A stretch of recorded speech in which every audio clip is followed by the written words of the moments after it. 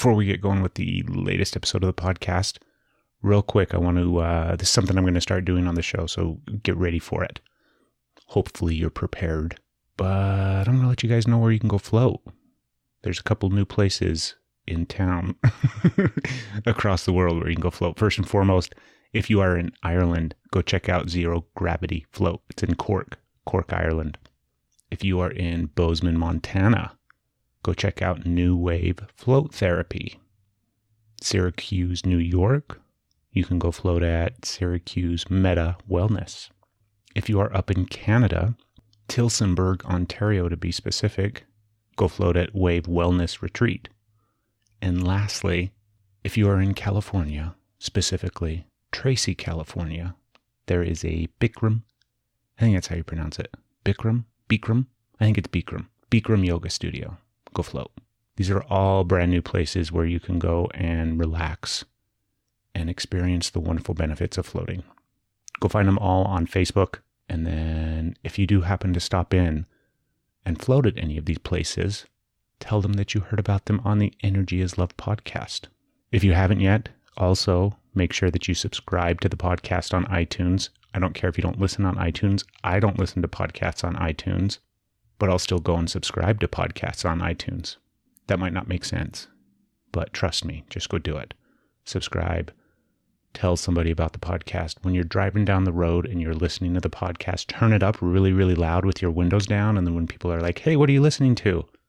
You can tell them it's the Energy is Love podcast. And then tell them to go to energyislovepodcast.com.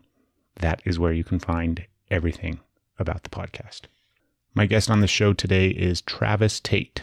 So Travis is a local comedian here in Salt Lake City. And a few weeks ago, my wife and I had a date night at Wiseguy's Comedy, which is in downtown Salt Lake. And lo and behold, Travis walks up on stage. He was emceeing one of the events. Long story short, turns out Travis is also our mailman. So that was kind of cool. So delivering our mail is his day job. He just delivers our mail, nobody else's. But he's a comic, and it was super awesome. He did really well. We got a kick out of watching him. He's a hilarious guy. So the next time I saw him, I said, hey, do you want to be on the podcast? And he's like, hey, sounds good. But he's a funny guy. He's down to earth. We had a really, really good chat. He did a wonderful job of kind of sharing through his process when it comes to stand-up, sharing his experience. He's been doing it for like 6 years now. So he's getting to that point where he's a veteran, I think, at least from where I'm standing. And it was just fun, man. He's a really good, sweet, dear-hearted guy and happens to be incredibly funny. You can find Travis online, whether you're on Facebook, Instagram. I think he's on Twitter too. Just search out Travis Tate Funny. That's his, I always want to say moniker. It's not your moniker. That's his handle. I don't know what the hell that is. But go find him online. Go find him on Facebook. Go find him on Instagram. He's got some videos up on YouTube. You can also go to our Facebook page, find all of these links. And if you're listening, which you are, in the show notes, you can find all the links where you can follow him. Most weeks, you can find him at Wiseguy in Salt Lake City. If you're listening here locally, I highly suggest you go and check him out. And for now, you get to sit back and relax and enjoy a wonderful, funny, thoughtful, interesting, educational episode of the Podcast for the Universe with my wonderful guest, Travis Tate. Here we go. You're listening to the Energy is Love podcast. Energy is love. The Energy is the Love podcast. The Energy is Love podcast. Energy is love. The Energy is Love podcast. The Podcast for the Universe. The Energy is Love podcast. Okay, Travis, that's it, man. All right. We're up and going. Sweet. Let's do it. Sitting in the, I want to say this is the family room, but it's totally not the family room. We have a family room downstairs, but it's not finished. One day it'll be the family room / recording space, but this works. Yeah, this is sweet. So I want to tell the story of, not why you're on the podcast, but I think it's kind of funny. Do you care if I tell how, I guess you don't care if I tell you how we figured out.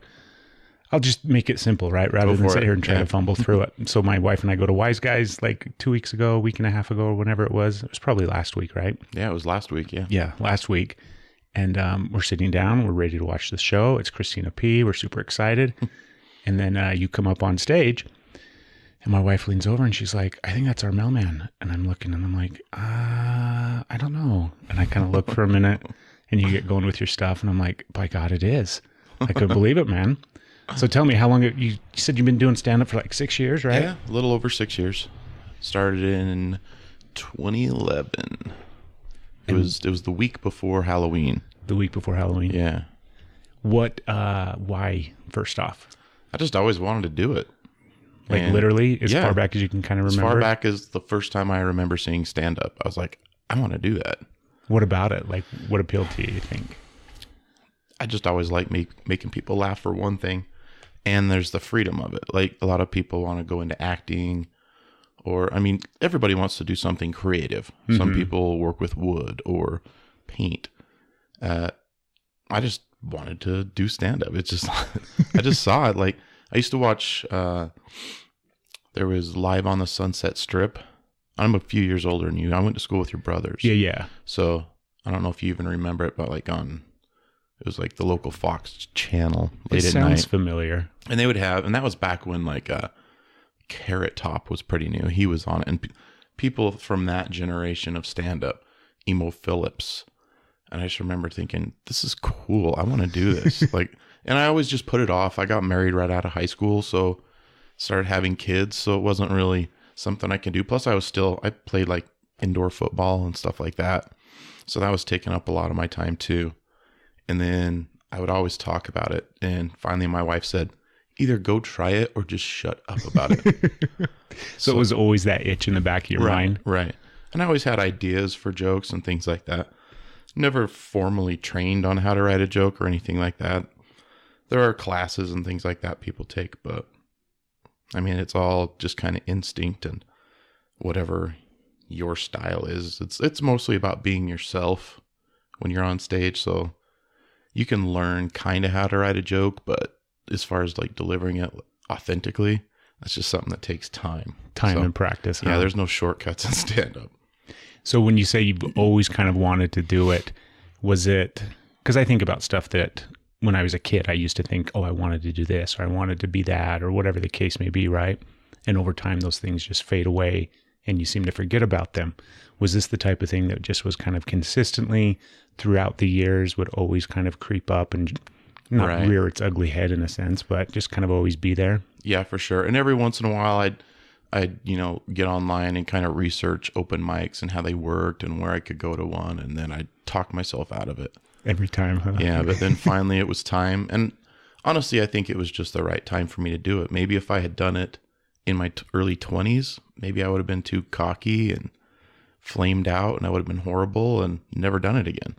So when I did it in my mid 30s, I had a little more perspective on life. I had something to talk about.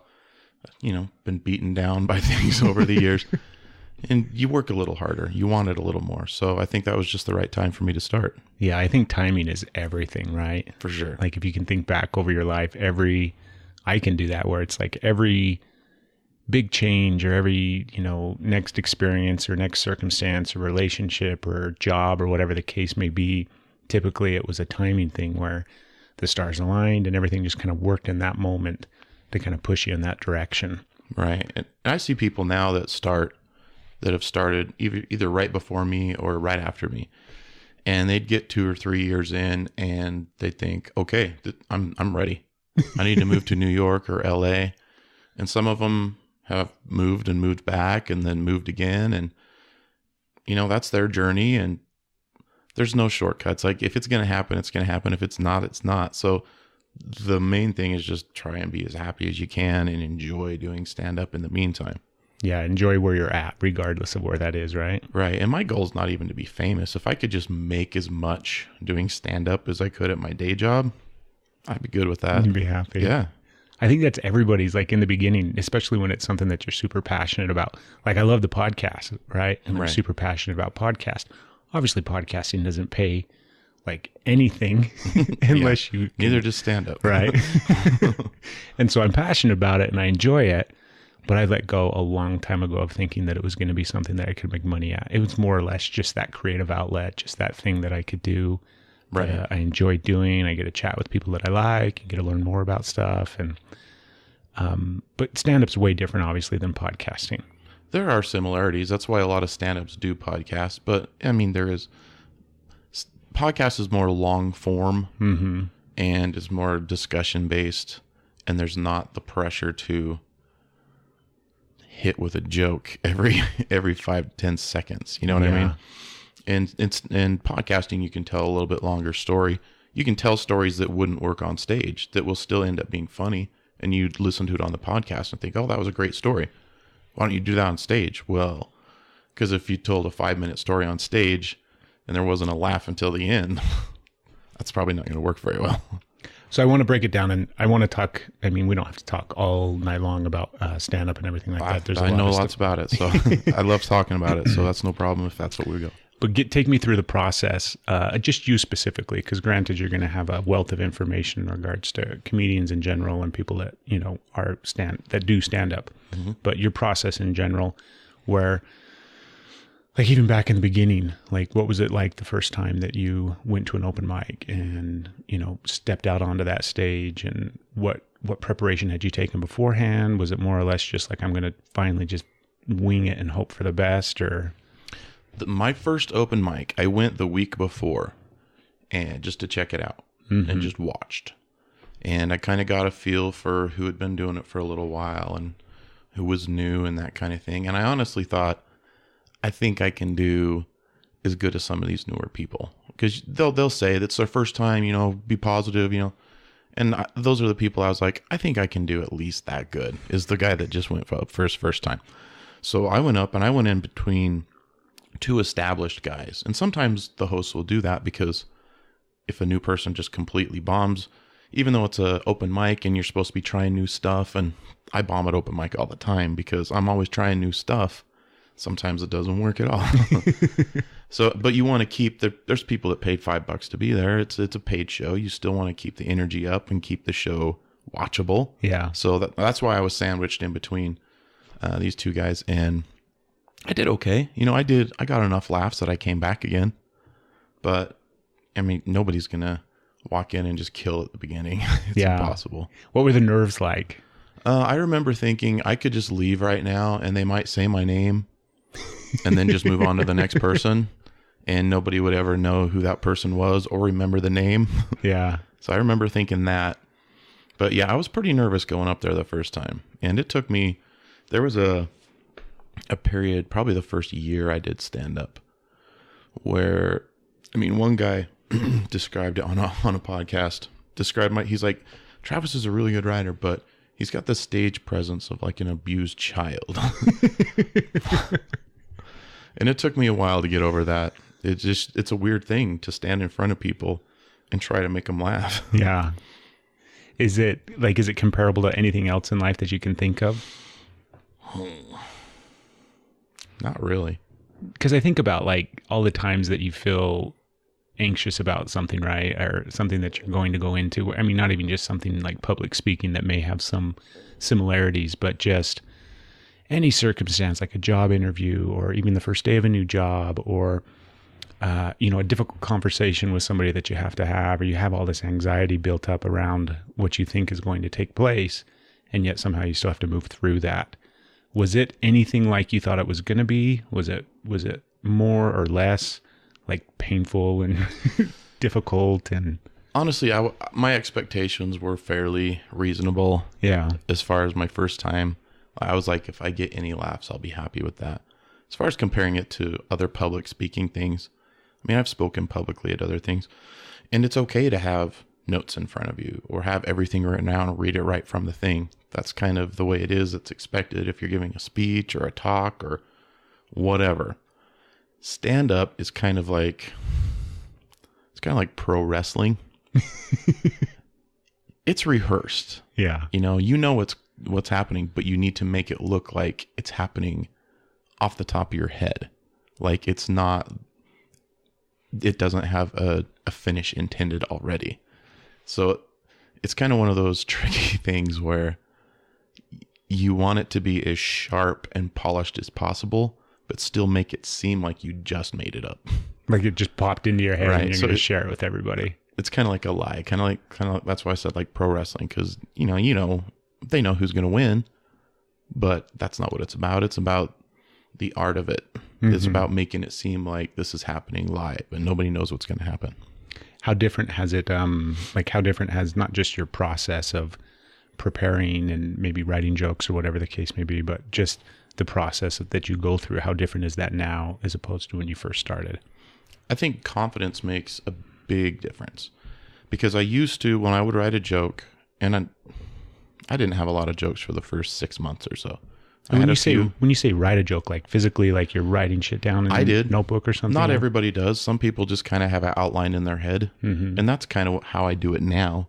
But then I would physically write it down. I would leave a space in between, and then I would go tell it on stage, and then I would take notes.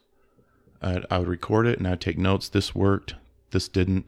And I would do it several times because I wasn't doing weekends at that point. So the only stage time I was getting was open mic. So I was working on these jokes, trying to make them good. So I would just take all these notes, and it was insane. It looked like A Beautiful Mind or something like that in my notebooks. It only made sense to you. Yeah, exactly. And, I'd give it I have star ratings for how many laughs it got or frowny faces, and there was no rhyme or reason to what I was putting in there. Yeah. But over time, and I did that for quite a while, I would write. And I still write things down now just so, because sometimes I'll start a joke, and I'll go, that one's not ready yet. I need more time to come up with, whatever's going to make it work. And sometimes that's a year later that comes to you. And I don't want to forget it, so I'll record it or write it down. And then you can go back and read it. And sometimes when you go back and read it later, you're like, oh, that's stupid. Why did I say that when I could say this? But now a lot of times I'll come up with something. I honestly come up with a lot while I'm working. Just because it opens up a different side of my brain, because I'm focusing on addresses and names and things like that. And the creative side actually gets going a little bit, which is kind of nice. And I'll just write it on a Post-it or just make a note in my phone real quick or something like that. And then sometimes I will write it down if it's going to be a lot to remember. I'll just write down little keywords. Yeah. But a lot of times I just kind of remember the spirit of what I was thinking about, and I'll go try it on stage. Just try it open mic and see how it works. And I've even had a few, even this past weekend, Friday and Saturday night, I thought of something that day and I tried it on stage. And it worked okay. Yeah. It was not as good as the other jokes I did, but for a first time it was really good. But you could tell if you were watching it, you're probably like, that one's not the same as the other ones. That one needs a little bit of work. Right. But I've gotten enough, belief in myself that I can fit in a little 30-second thing here and know that I can recover from it and still finish strong. So my writing has changed that way. Like I'll just fit it in and just speed the process up by a month. And then that was the other thing I was going to ask you. Like, do you ever just go up on stage? Like, have you ever tried just going up with nothing? Or try going up and thinking, okay, I'm going to open with, what I regularly open with, or I've got these 3 that I'm going to try, and then I'm just going to see what happens. No, I'm still pretty much set list oriented. Yeah. I will spend several days memorizing the set list because I've got the jokes memorized. And I just kind of run through the set list. Like if you ever see me walking a package up to your house since I'm your mailman and you see my mouth moving, that's a lot of times when I'll practice my set list while I'm walking a package up. I'll just run through 9 to 15 jokes, depending on how long the set is. And I'm just running through that in my head, and then I'll get back and go back to work. But yeah, I'm even an open mic. I will have a list of this is what I want to try. I don't really go up and just freelance. Some people do, and some people are really good at it, but that's pretty rare. Yeah, it's going to be a hard thing to kind of master. That's a whole different style. And even some of the people you go and they're doing a lot of crowd work, here's behind the curtains, a lot of that stuff is prepared jokes. That you can just pull it off and make it seem like it's not. Yeah, they can just mention a doctor, and if somebody's like, I'm a doctor, they've got doctor jokes, and they'll just throw it at them. Yeah. And it seems like it's off the top of their head because that's how they phrase it. It's like, how come when I go to the doctor's office, blah, blah, blah, blah, But they knew they were going to do that ahead of time. That makes sense. Right. I used to, this isn't anything remotely close to the same thing, but I used to wait tables a lot. So I was a waiter back in the day, a bunch of different restaurants and things like that.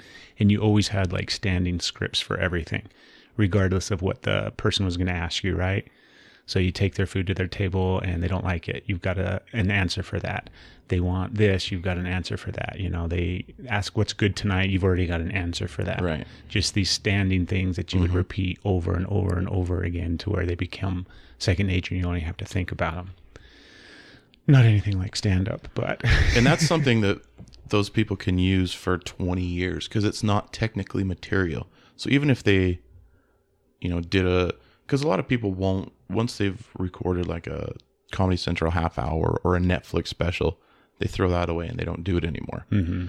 But something like that where it's crowd work, it's pretend crowd work, you can use that forever and nobody's going to know because you just don't put it on there. Yeah. You just always have it. Oh, I had a question. Damn it, it was a good one too. That happens to me all the time. What's the biggest thing that you may not have known going into it, or like the thing that people don't really, like that they don't know about, you know, the behind the scenes stuff or the reality of being a stand-up comic that people may not really realize looking at it from the outside?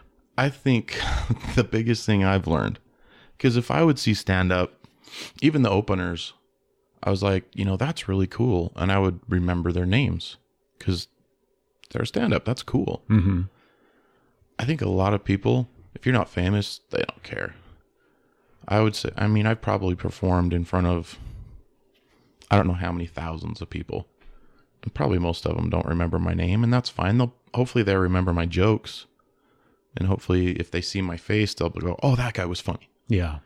But it's just the in one ear, out the other aspect of it. Like, if you're not famous, they don't care.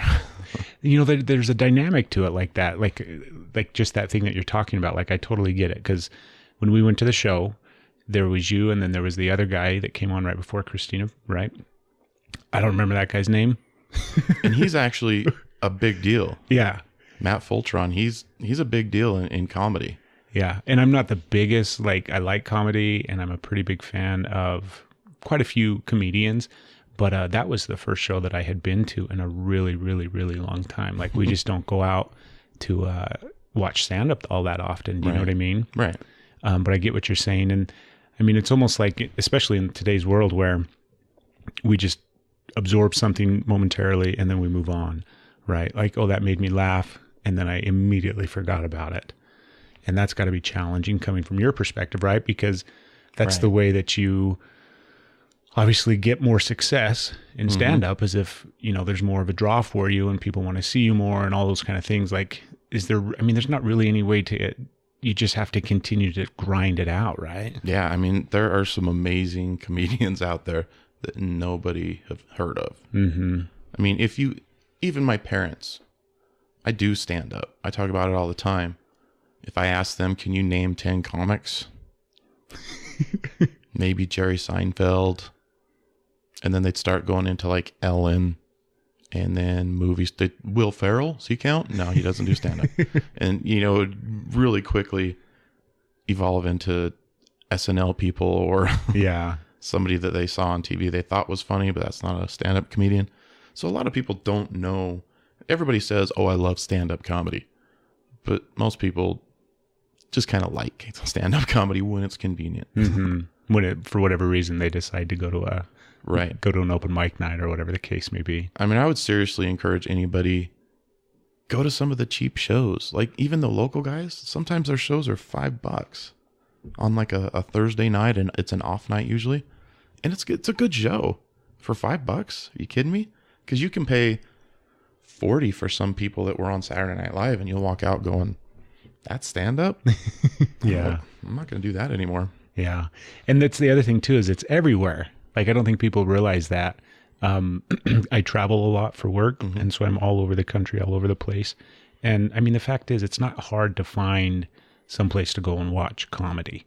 Right. Do you know what I mean? And I think that's a really neat thing as well. And it's fairly inexpensive. Mm-hmm. I mean, some clubs, it does get pricey because they'll have 2-item minimums or things like that. Here locally, they don't have that. For a while, it was 1-item minimum, and then it just like, why fight? Why fight it, you know? Yeah. Because most people buy something.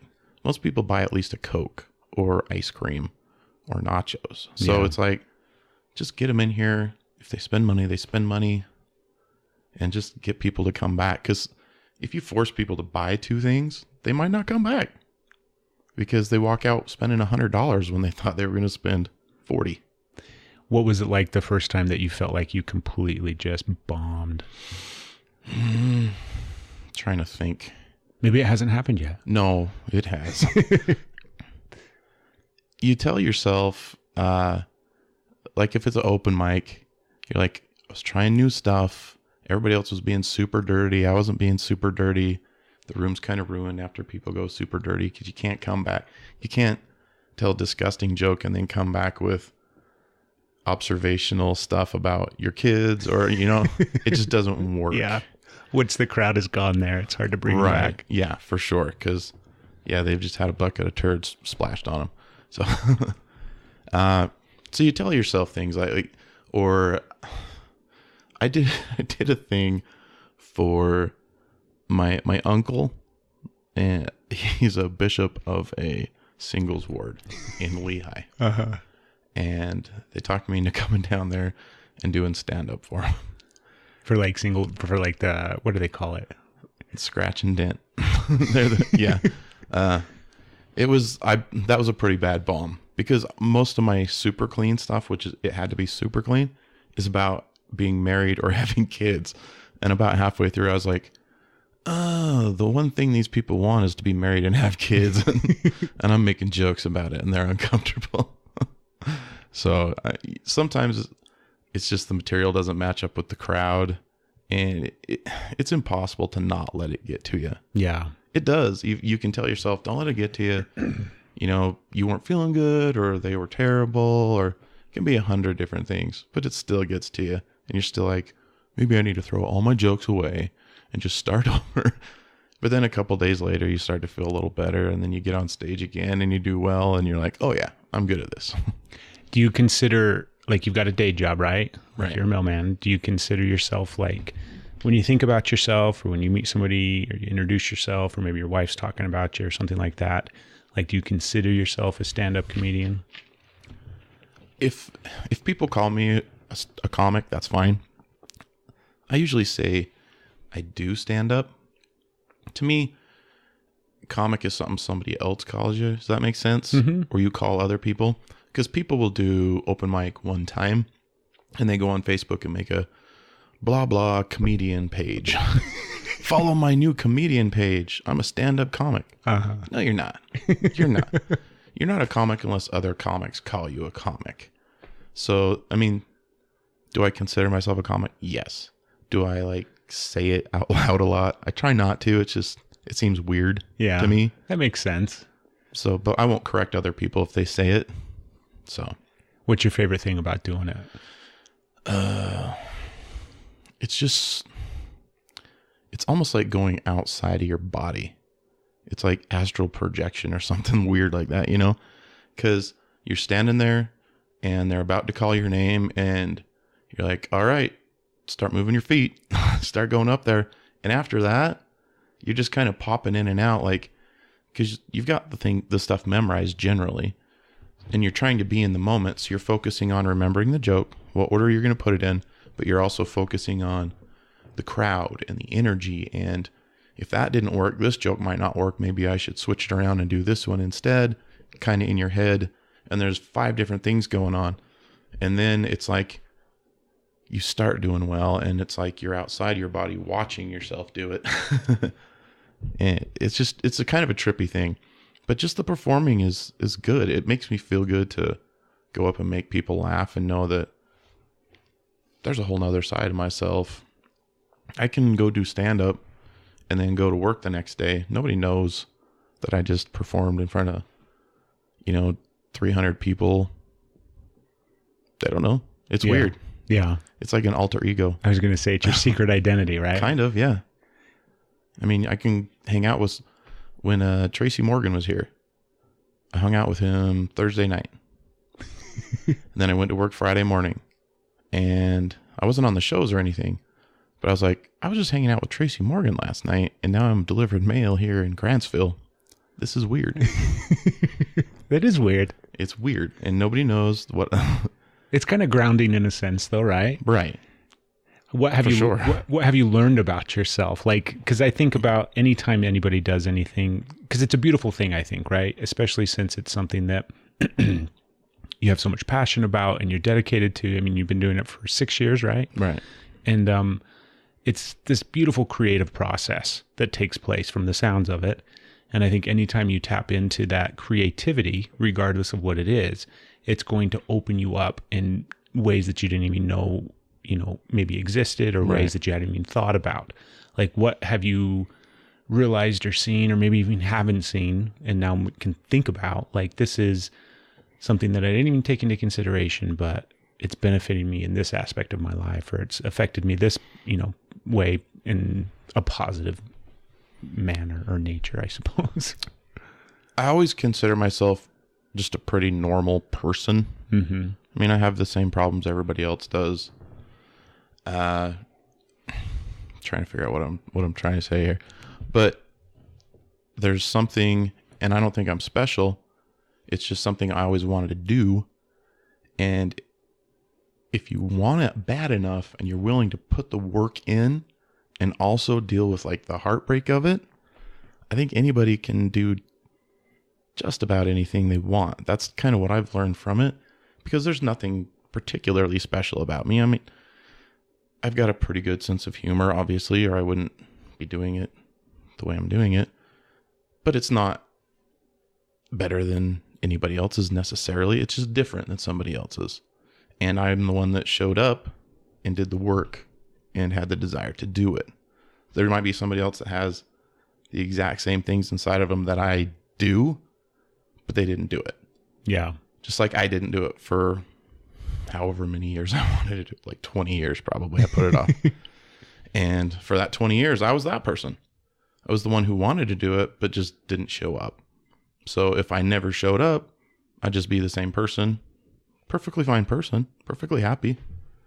But now that I've done it and put the work in, there's a whole nother door that's opened up in my life, and all sorts of experiences and opportunities that I wouldn't have had otherwise. And it's just you got to believe in yourself. And also, besides believe in yourself, just kind of put your ego in the corner for a minute, because you're probably going to be bad for a while, no matter what you're doing. Yeah. That whole, like all those things that we tell ourselves, right? All those tapes that we play in our head where the stuff that you told yourself for 20 years that kept you from doing it. It's so hard for people to get over that. Right. For sure. Is there anything else now in your life that you've started to do that maybe you feel like has stemmed because you have been able to get up on stage and perform? Just more confidence talking to people, probably. I mean, I still don't like a lot of small talk. Small talk's weird to me. Yeah. I know a lot of comics are like that. Fine talking in front of a big group of people, but one-on-one with a stranger is like, this is so weird. What am I doing here? I don't belong here. So, I mean, that makes it a little bit easier to deal with. It also gives me something to talk about. Mm-hmm. Because I feel like outside of stand-up, I'm actually pretty boring. Like, all the exciting things in my life, I tell on stage.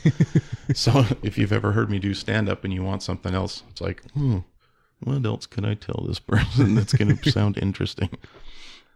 But yeah, it's just lots of opportunities. I mean, I've been able to meet and work with people. Like, when I was a kid, I never thought I would ever meet this person, let alone open for them. Mm-hmm. Or have somebody record a comedy special for me, even if it's kind of a local deal. Still, it's pretty cool. That's way cool. Yeah. Is there, I hate this part of the, not this part of the interview. This is the part of the interview that really sucks. No, I hate the part where I have all these things in my head that I want to ask and then they drift out. This makes for great podcasting too when there's a bunch of dead silence. That's gone. Okay. It's that's not right. coming back. You don't think you have any, like, that's what I was going to ask. Where do you pull material from? Like you said, a lot of times if you're just being yourself, typically that tends to be kind of the best way to go about doing it, rather than get up there and try to be a character or something like that. But like, what would people, as you move throughout your day, right? What would for you stands out as like, oh, that's something that I could turn into a bit, or you know what I mean? Is it just stuff that you're creating in your head, or is it observations or experiences that you go through? Combination of all of it, maybe? For me, it's kind of a combination, but it's mostly based in experiences. Like, I'm a bit of a storyteller. I wouldn't say like I'm going to tell 10-minute stories or anything like that. But a lot of my stuff is based on experience I've actually had, or at least thoughts or feelings I've actually had. Some of it, not all of it is. Some of it is just absurd. Some people call it absurdist humor. Mm-hmm. And it's just like, you know, I was sleeping and an alien came and took me here and blah, blah, blah. And that's funny.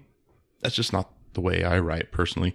And other people are observational. It's like, okay, I want to write about going to the vet or having a dog, and maybe a vet is part of it. And they sit there and write every single joke they can think of about a dog, whether it's going to the vet, going to the dog park, buying dog food, going to the bathroom on the floor, whatever. And they'll write all these jokes down and then try and piece them together and make a bit out of it. Yeah. And I do a little bit of that sometimes, but it's usually based around fact, or at least something that I've gone through. So, I mean, there's all sorts of different styles. But for me, it's a lot of stuff is based on experiences I've had with my kids, or I'm trying to remember what jokes I did at the Christina show. I know I did the one about having big nipples. Yes. That one's true. Yeah. But that's always something I was afraid to take my shirt off as a kid. Uh-huh. In PE, when it was shirts versus skins, man, I was hitting that free throw. I was the same way. Because I didn't want to take my shirt off. Uh-huh. And that's just always something. That's another thing is I like to take things that like bothered me or I was ashamed of as a kid and turn that into my power. So I tell that joke and I know I'm going to kill with that joke. And everybody's going to remember that joke. And that's something I felt ashamed of when I was little because I was a chubby kid and I didn't want people to know what I look like underneath a shirt, even though you know what you look like under a shirt. But now I'm making money because of that joke now, you know? Yeah. People remember it. Famous people come and watch me do that joke and tell me how great it is. So that's me taking the power back on something. So that's a pretty cool thing. That is cool. That's a little cathartic, right? Like you get up there and kind of be your own therapist in a way. Right. And most of the ones about my kids, it's me goofing up as a parent or me making the wrong choice as a parent. How many kids do you have? 3. Yep. How old? I don't think I know. One of my daughters is friends with one of your daughters. Yep. I knew that. Yeah. And is she your oldest? She's my youngest. Really? My oldest will be 22 in May. Holy shit. Yeah, we got married right out of high school. He did the whole, well, that's normal, right? In Utah. Yeah, I guess. It's totally normal. Like everybody that I know, everybody that I grew up with, everybody got married from like the age of typically 19 to like maybe, like if you waited until you were 23 years old to get married, there was something wrong. And so It's all right in that normal range. And I forget about that. And then you meet people from the real world and they're like, what? Like, right. You know what I mean? Like, yeah. How old is your oldest? And that's just insane. Yeah, it blows people's mind. Mm-hmm. I did that joke. I did it again this weekend. I do that joke a lot about getting married young. And I was opening for Cristela Alonso. Do you know who she is? Mm-mm. She had a TV show on ABC a couple years ago. Anyway, she's really funny. But that was one of the reasons they approved me to open for her, because she liked that joke. Because I saw it online and they're like, yeah, I want this guy to open for me.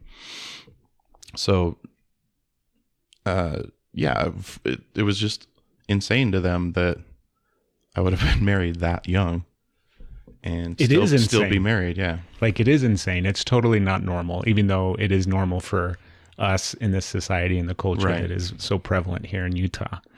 Because I don't think anything of it. You know what I mean? I was married to my first wife when I was 19. I can't remember. I think I was 19 or 20. I might have been 20 when we actually got married. But yeah, way young. Didn't know shit about anything. Didn't know anything about being a parent. Right.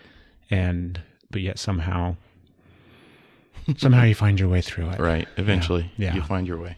Sometimes. What's your favorite thing about being a dad? Just watching them grow up. I mean, Here's the thing, and I've noticed lately, is when your kids get older, I don't know how old your oldest are. My oldest is 18. Okay.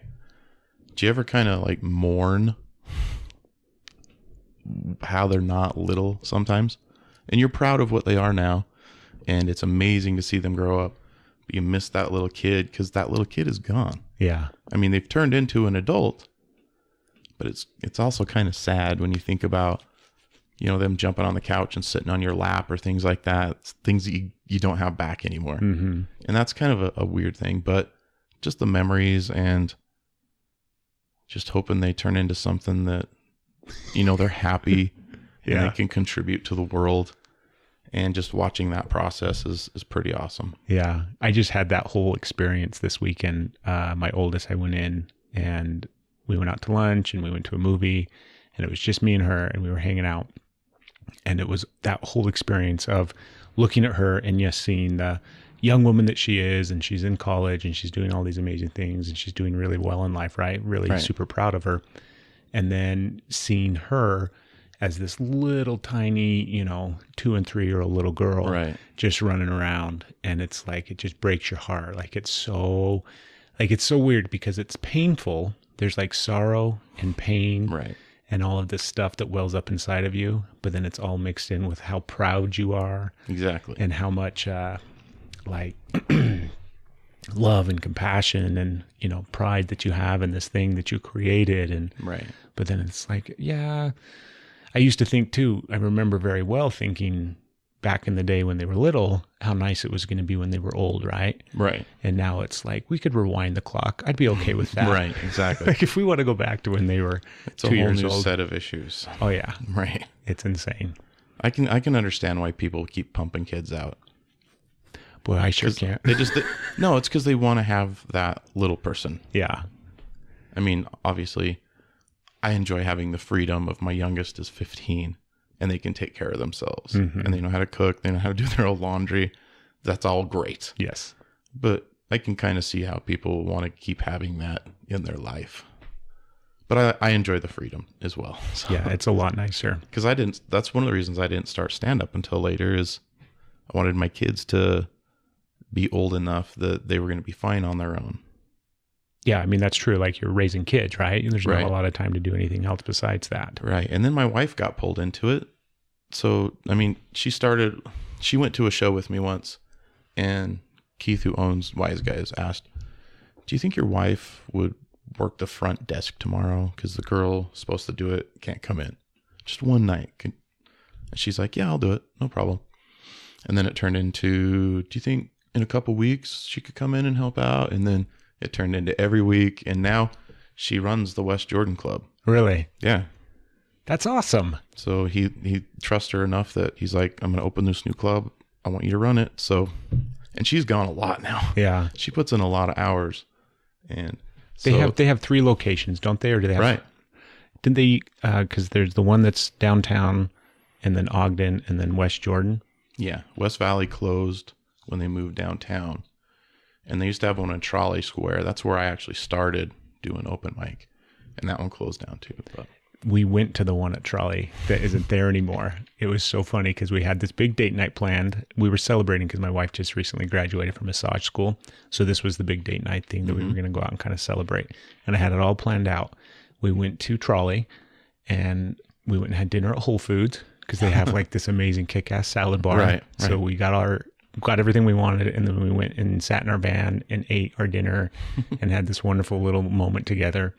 And then I'm thinking, this is perfect timing, right? I'm watching the clock. It's going to be fine. We're going to go downstairs, walk over to the club. Everything's going to be great. And we go downstairs and we start walking around Trolley. And it had been a very long time since I had been there. And I'm like, I know it's here. Maybe it's on the other side of this building. No, it's on the other side of the building. And then finally I pull up my phone and map it, and I'm like, son of a bitch. It's right next to Whole Foods. So I was super pissed, and we had to get in the car, and I thought we were going to be late, and it was a nightmare, but we made it. So that location was weird because it's a huge building, but the showroom was just this little tiny area. Yeah, the one at Gateway is super nice. Yeah. Like, how long has it been there? That one's been there 2.5 years, I think. Something like that. Maybe 3, but I think 2.5. Are you performing every weekend pretty much? Or do you try to at Pretty least? much, yeah. Yeah, almost. I mean, there's a few weeks here and there where timing doesn't work out, or I mean, I don't expect to work every weekend, but when I do, it sure is great. Like this past week, I did 5 straight nights. I did Tuesday through Saturday. That's 5. That's way nice. Yeah, and one of them was a private gig, and those are always kind of, you never know what you're going to get when it's a corporate gig. But, Like somebody buys out the club for the night or something. Yeah, and it was fun though. But yeah, 5 nights of comedy, and I emceed every night, so I got paid. That's good stuff. That's way cool. What is your, like, other than just hitting it big and being able to tour and travel all over the place and just do stand up, what would be like your ideal dream or situation with it? Honestly, for me anyway, a lot of people want to move to LA or New York, and they think they're going to be seen there, and maybe they will. Do you think a lot of people go into it in hopes that they're going to get that sitcom, or they're going to become an actor, or they're going to get movies and be famous? Yeah, a lot of people are doing it to become an actor, honestly. The problem with doing that is all the best people from each market get good, and then they move to LA or New York. Yeah. So you're not competing with the people that were in your market now. You're competing with the best of every market. And so it's a lot harder, and you have to start over because you're not the best person anymore. Now you're starting from scratch, and you got to make all these relationships and get in with all these clubs and start getting time where before you were probably getting all sorts of stage time. Now you're getting coffee shops and stuff like that. And it's not the same as being in front of a real crowd because I've done both. So for me, at least right now in my life, that's not really something I'm worried about doing, especially with, kids in high school and stuff like that. I just want to get them through and stuff like that. My probably best opportunity would be to open for somebody that takes people on the road and they like me. I'm a big guy. I can, kind of keep people away from them on the road if that's something they need. But I'm also funny too, which is important. But if I meet somebody and they take me on the road with them a little, that's a way to meet club owners and get fans in other parts of the country of just doing 20 minutes. And you get to do your best 20 minutes and you get to kill. And that's pretty sweet. So for me, if that were to happen, that would kind of be a little bit of a dream come true for right now anyway. Other than that, it's just keep plugging. And have you ever heard of VidAngel? No. VidAngel? VidAngel. They remember ClearPlay? Yes. It's kind of like that, but they do streaming. Okay. So they were editing streamed movies. I was going to say, people that don't understand what ClearPlay is, like, was that that's a Utah-based thing, isn't it? It's a Utah-based thing, but it's huge in the South too. Really? They'll edit movies. You kind of rent it. I don't think you buy it anymore. You rent it from them, and they edit it for you while it's watching. You put in things you want pulled out. Anyway, they were having some legal troubles with that. So I can't imagine why. Right. And to kind of span the gap of the money they were not getting while that was going on, they started doing stand-up specials because you can bring stand-ups in, just tell them to be as clean as they can be, and then they're renting those out. So I did one of those in August. It hasn't been edited out, or it's not out yet. Hopefully it'll be out soon. I don't know. I have seen it. I'm happy with it. Yeah. So that'll be coming out, and if people are renting it, I get a little bit of that money. If we're buying it, I get a little bit more. So that's a way to be seen too. And it's a streaming service, right? Right. Yeah, I haven't heard of that before. Nobody has. Well, they heard about it now. Right. VidAngel, where can they find it? Yeah, VidAngel, put my video out. I'm giving you press. But right now you can't find it anywhere. Yeah. I mean, that's possibly might do something, but odds are probably not. Well, all of it does something, right? In the end, like all of it is putting good energy towards what you love. And I think anytime you do that, it's going to, like you said, the opportunities that you've gotten at this point, you would have never imagined when you started that this was going to happen. You would never imagine that you would get to this point. And that's the really cool thing, I think, is, how many times do people not do something because they're afraid, because they think they're going to suck, because they're worried about what people are going to say about them, and then they miss out on all the little tiny opportunities that stem from that one decision that they just decided to get up on stage or to take that job or to turn right instead of left, whatever the case may be. Right. And I every day talk myself out of things still. I'll have an idea for a podcast. I have all the stuff I need to do a podcast. I just don't do one yet. Well, what's your excuses? How do you talk yourself out of it? I mean, I live 45 minutes away from any other comics I would do it with. But you travel in there 5 days a week. That's true. See? Yeah. And it's kind of time, and also I want an idea, and I also don't want to do it for no reason at all. I don't know. It's just like doing stand-up. I talk myself out of it. What would be your reason, what's your reason for wanting to do a podcast? Just to get myself out there so people will listen to it, and it builds fans. Mm-hmm. I mean, a lot of the comics that are big now are big because of their podcast. Yeah. I mean, they were good stand-ups before they did a podcast, but then somebody saw them open for somebody else and like, that guy's funny, I'll try his podcast. It's free. Why not? And then they loved it, and then they're loyal fans. And then now they're headlining, and they'll come every single time they come to town. So that's one reason I want to do it. Plus, I like doing podcasts. Anytime somebody asks me to do one, I'll do it. They're fun, They're right? fun to do, yeah. Yeah. They're fun to not just be on, but they're fun to do. Right. Like, I love being able to do this and being able to, you're a perfect example where, I mean, we've lived in this home for, I'm terrible. I think it's 4 years, maybe 5 years. I don't remember how long we've lived here, but we've lived here for a little while. And you've been delivering my mail that whole time, probably. Yeah. And suddenly now you're on the podcast. I love that aspect where right. I just get to talk to whoever I want to talk to. And the podcast didn't start out where I was going to, when I started the podcast, it was I have to talk to people that practice energy work, that believe in crystals and Reiki and the healing power of the universe and all of these different things, right? And I totally believe all of that stuff. I'm super... not off the deep end, but that's what I believe. That's right. My belief system right. is based around all of that stuff. And that's why I wanted to do the podcast, because I wanted to talk to people like that. I wanted to bring awareness of that stuff. I wanted people to be able to tune in and listen and get ideas that might trigger something in their life in that moment and stick with them, and then make them look at life in a different way, and hopefully just spread some of that energy and that love and that good stuff out there. That was the reason why I wanted to start the podcast. And then I got really tired of talking to people about crystals and tarot cards and right. all that same stuff over and over again. And rather than quit doing the podcast, I just kind of sat back and thought, what's next? I want to keep doing this. I enjoy it. But at the same time, I need to expand and do what I do differently, because evolve. Yeah. Right. It's totally just evolution, where now I just talk to people that I want to talk to. I talk about stuff that I'm really into. Lately, I've been super into men's work and men's groups. And I went on this big expedition last year. It's been massively profound for me in my life. So it's what I'm into in the moment.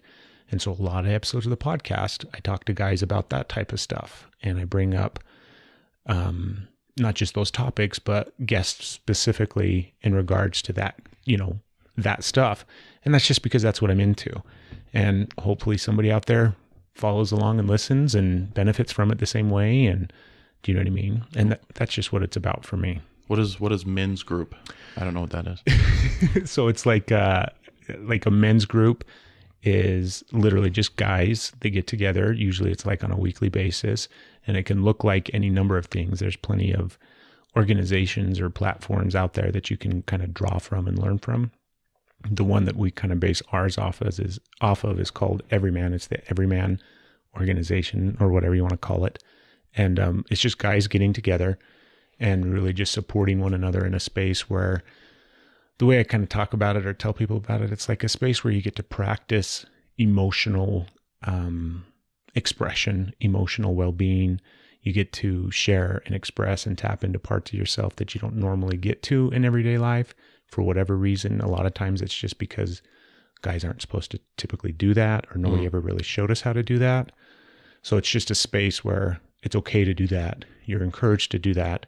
and there's techniques and kind of, techniques is a bad word, but there's kind of like, it's even protocols is a bad word. It makes it sound like it's some secret organization where we have, it's really just a space where guys get together and support one another, just in that opportunity to express and expand your emotional well-being and health.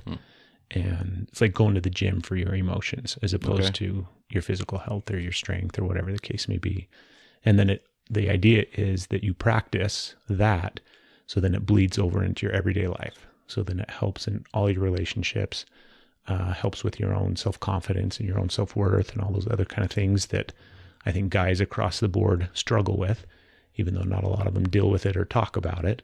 This is the place where you get to talk about it and deal with it. And then it makes your regular everyday life a little bit easier, a little bit better. It makes sense to me. It's kind of what stand-up is for me. Yeah. Honestly. I like stand-ups that are a little more vulnerable and trying to be real. I don't like super bro-y stand-ups that are like bragging, yeah, all these chicks and blah, blah. It's like, whatever, quit bragging it. It's like rappers. Mm-hmm. I like the old school rappers where they're like talking about coming from the streets or, you know, the hardships of life. That stuff like connected with me when I was a kid. That's kind of how stand-up is now. I don't like the braggy stuff. It's like, whatever, I don't have time for this. I don't want to listen to how rich you are. Yeah. But that's what stand-up is for me. It's a way for me to express myself, but I try to use humor because it just makes it a little more a spoonful of sugar with the medicine. You know what I mean? Did you always do that? Like even growing up and things like that? As far as what? Like the shit that you made, like your nipples are a good example, right? Like you grew up as a chubby kid and you didn't want to take your shirt off in PE. Did you always kind of address things with humor? Yeah, I'd try to make a joke about it as best I could. I've got a joke about playing Little League baseball here in town, actually. And my coach wouldn't let me go out of the game. I had to go to the bathroom. So I ended up peeing my pants. I have a joke about it now. And I was ashamed about it. And I know people knew about it. And every once in a while, somebody might make, even into high school, somebody might make a crack about it. And it always bothered me. So I just made a joke about it. And now it's like, I don't care if people know because it's funny. Yeah. It was one moment where my coach wouldn't let me go out. I wanted to stay in the game. I didn't have time to run to the bathroom and come back. I thought I could hold it. I couldn't. So what? You know, I was still an all-star that year. It didn't make a difference. It's all that stuff we carry from our childhood, right? Right. All those little things that we carry shame for that really, you know, there's no reason. Now I hear comedians in LA talk about pooping their pants in traffic because apparently that happens to everybody in LA. If you listen to comedians from LA, every single one of them has pooped their pants in traffic. Yeah. I can't blame them. So it's no big deal. It's just tell your story. Yeah.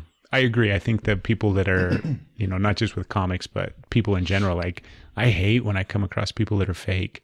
Do you know what I mean? Where even just in normal everyday life and conversations, and you can tell that they have this persona that they're putting on in front of you, you know, this shield or this mask or whatever it may be, they're representing themselves in such a way when you're sitting there talking to them face to face. And that drives me nuts. I've had guests like that on the podcast where, you know what I mean? They hold to like their persona or the message that they're trying to get across or what they're trying to put out, or, you know, maybe they have a business or whatever the case may be. They have this thing where they have to represent this big grand thing in life that they think that they are, or that they're trying to represent to other people and all these kind of things. And then I'm sitting here talking to them and I'm like, I don't want to talk to that person. Do you know what I mean? Like, yeah, we can have that conversation for like 5 or 10 minutes, but then you need to get rid of that shit because I want to have an honest conversation with who you are, not with the persona that you want to put forward. And sometimes they hold on to it like you know, death grip. People forget that there's two sides to everything. I always look at life as like a coin. Mm-hmm. And some people will pile everything on one side of the coin. They don't even know what's on the other side. That's the side they know. That's where I'm going to invest everything. You knew who Christina P was, right? Or did you so you listened to Your Mom's House probably. Uh-huh. Did you listen to the one with Bill Burr? Yes. So they were talking, and we talked about it that weekend actually, because it was the same week. with Matt and Christina, and we were talking about how stand-ups, and it's the older stand-ups, the ones in their 40s, which I consider myself. I am 40. So they're the ones that are the more edgy stand-ups because they're actually telling the truth and they're looking. That's what my favorite comic is, Bill Burr. And he's super funny, but the thing that I love about him is he looks at both sides of something when he talks about it. I don't like preachy stand-up, whether it's one side or the other, because they're only looking at one side of it. If you can look at something and turn it around and find all the funny things about it, no matter even if it's something that goes against what you originally thought was gonna be what the joke was about, I mean, that's intriguing to me. Mm-hmm. But some of the younger people now, I mean, that's what that whole episode was about younger people are like, no, this is the way it is, period. And that's kind of what the world was like on the other side of the spectrum when we were kids. It was, don't say that, that's a bad word. And it's whole different words. Yeah. It was a different F word than this the F word you can't say now. Uh-huh. And both of them are right. You shouldn't, I mean, like if I'm at Disneyland, I said this to my wife the other day, and I hear somebody say the F word, okay? I'm not offended by the word. I'm offended that they're so careless to other people they would say it at like Disneyland. Yeah. That's like, come on. This is Disneyland. There's little kids everywhere. So it's not the word, it's the carelessness of people saying the word. And words are a whole different thing I could go off on.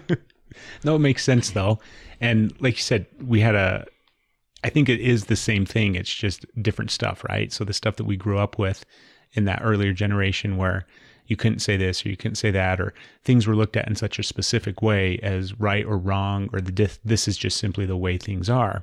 And nowadays, people look at those things, like, for example, the whole dynamic. I think about this all the time because I technically, like, I don't work a traditional 9-to-5 job, right? I don't go to an office. I don't have something that gives me a regular paycheck. I don't have a retirement. I don't have any of that stuff anymore.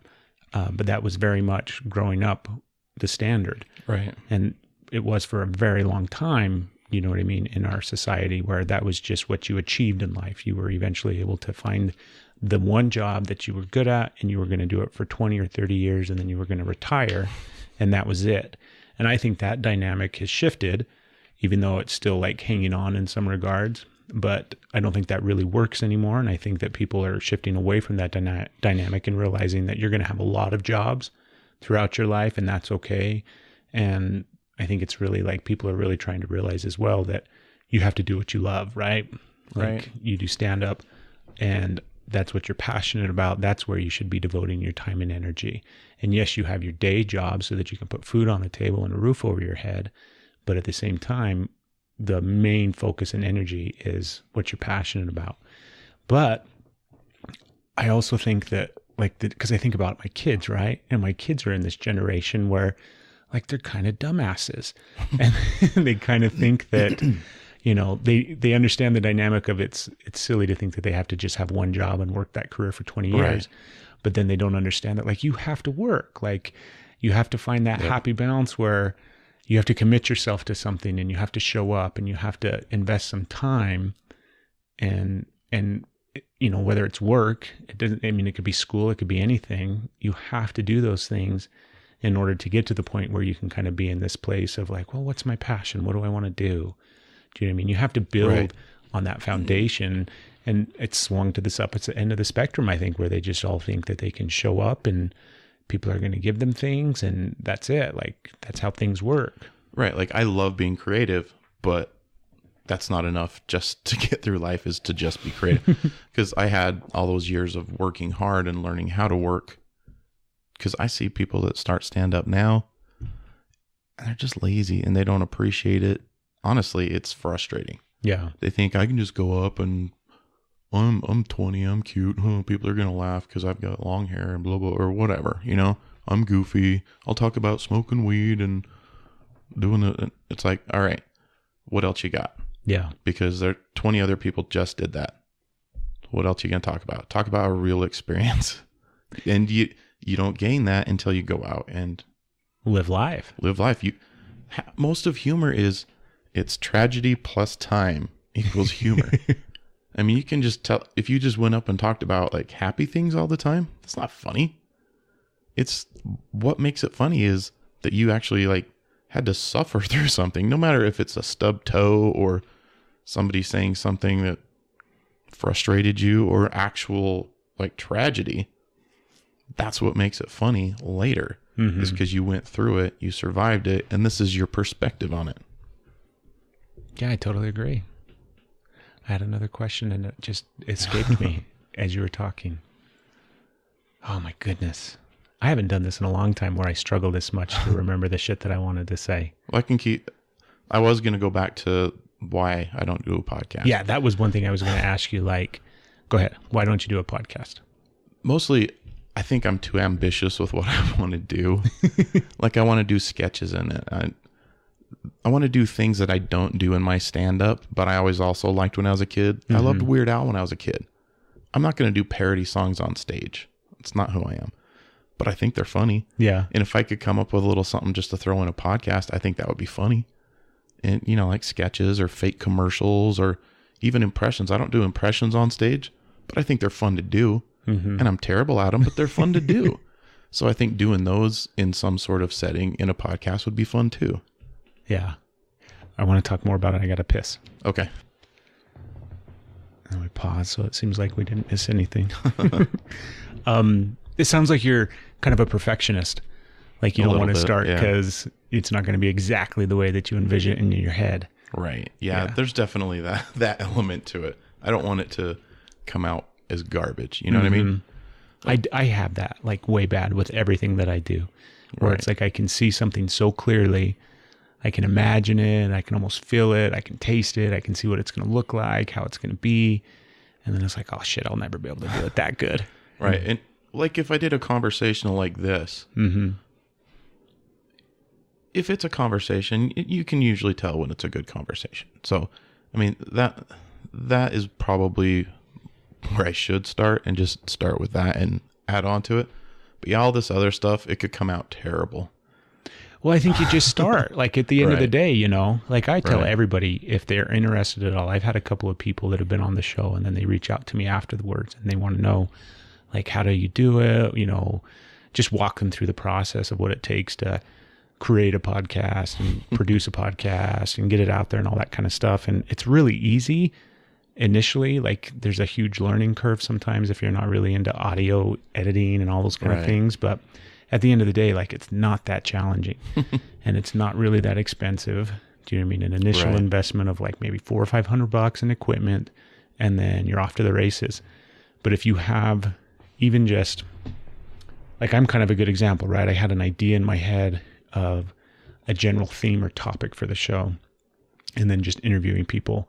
But I've allowed it to grow and expand and evolve. And so just come up with something. It sounds like you've got it. Like you've got that idea already of a general theme or topic or whatever the case may be. You just got to do it now. You just got to commit yourself to do it.